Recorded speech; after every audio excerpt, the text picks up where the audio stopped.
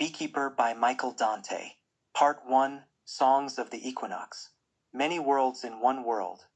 Within the one spirit all lives in this love. So I sing a song to the dew-bedangled spring.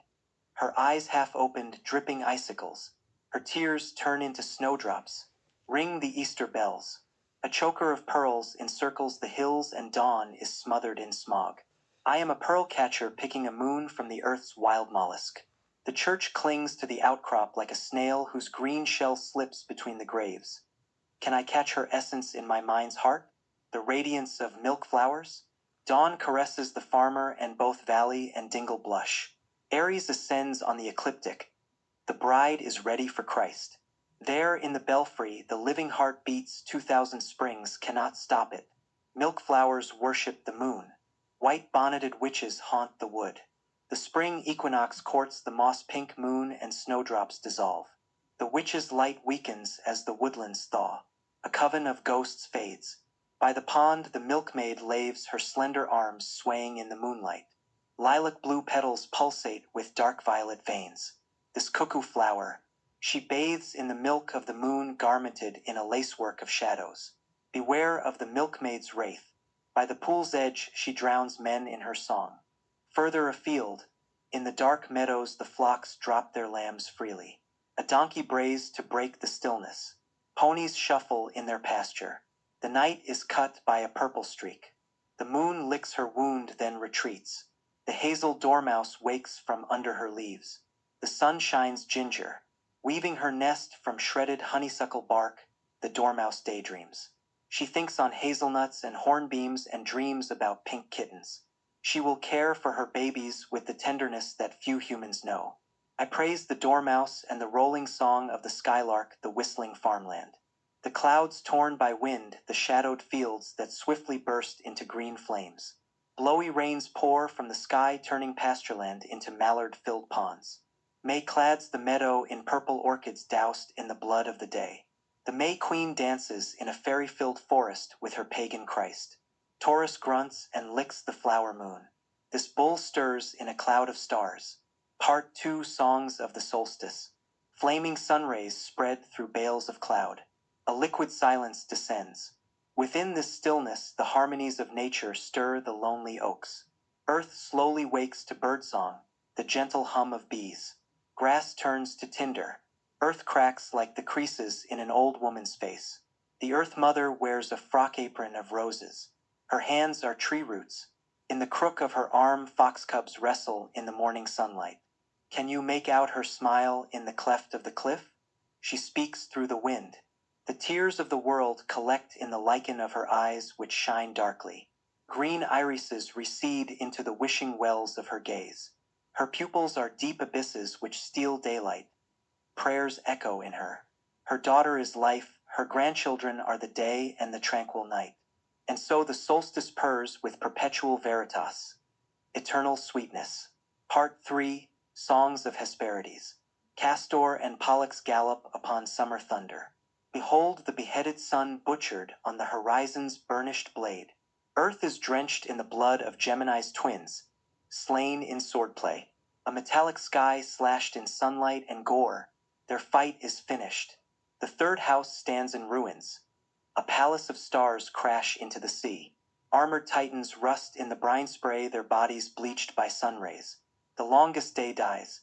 From death's crimson ocean the sun must again rise. A jeweled scarab scampers across the sky. Behold the carnelian sun. Look at the ragwort. A bloom in the ditch, its foliage trembling. Is that a yellow poppy I spy in the herb garden's gravel? A swathe of gold encircling lace leaves. This Christ-laden cup, and the lavender garden sweeps around Broomy Lake like a ripple. The flower heads glow with shards of amethyst fallen from heaven. Sky fragments which burn with fragrant fire. A torch that bursts into lilac flames. This light enfolds a rapture of angels. Here the lavender thrums with fairy wings and a flight of dragonflies. This sea meadow of oceanic wonder. This purpalescent place. On days like these I mourn my coming death. Life pours on me dark hemlocks. If I could dissolve like a scorched petal, it'd be enough. May the gods let me drink from those golden poppies. O nectar of Hesperides! A pack of dog roses weaves between the shrubs as if tracking summer's scent. Such perfume intoxicates both the sage and the dreaming scholar. As dusk gives way to nightfall, the daystar scuttles over the horizon. The sun's carapace flashes in the sea, green as a celestial crab. The sign of Cancer sinks like a ghost ship. Her blood stirs the ocean sapphire. On Yorkshire's heath the heather glows with a mysterious spark. Dusk sows the seeds of 1,000,000 fire stars, and the grasshopper falls silent. Tonight the lunar disk is pierced on the point of a stag's antlers, and the moon follows the arc of a bellowing cloud of breath. This night I prophesy the death of the moon crone by the branching bone. Let us speak no more on this, for July is still a month of life. Part 4. Song of the Leper. The herb garden is filled with the warm sweet breath of God. Canterbury bells ring in a daisy-filled garden. Persephone's emptiness is full. My silence sings. Amongst the vibrant buds butterflies flitter. Bees riot. Human ears cannot hear, but the soul listens to the garden's hush. These shushing bells call the bees to work. Flowers sway entranced by summer. Only the bees hear the bells. These tiny grails are filled with Christ's blood. Glass flowers hold wine mingled with honey. From the bee's fragile cup spills a syrup distilled with honey-pressed flores. The bell of the leper rings in the Canterbury gardens. But as one flower blackens, another must surely bloom.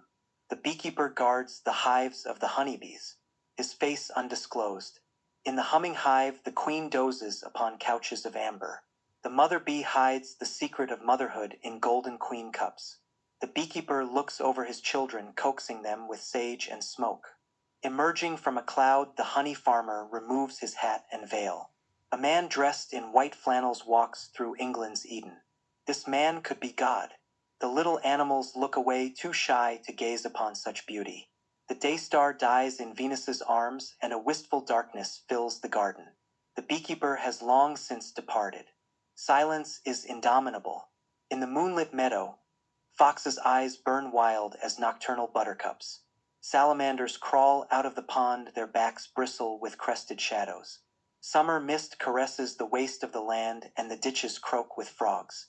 Can you hear Arthur and his whispering knights clanking in the stillness? In the bright moonshine, will-o'-the-wisps dance between birches and moonbeams. Amongst the lilac trees, the moonlight chills the lover's hand.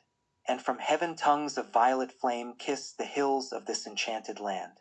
Wrapped in a blanket of fog, nightfall makes love with the wanton dawn. Darkness is short-lived. The dome of heaven turns gold as a drowsy girl. Her speech languid, melodious as God's voice. She fades like a nightingale.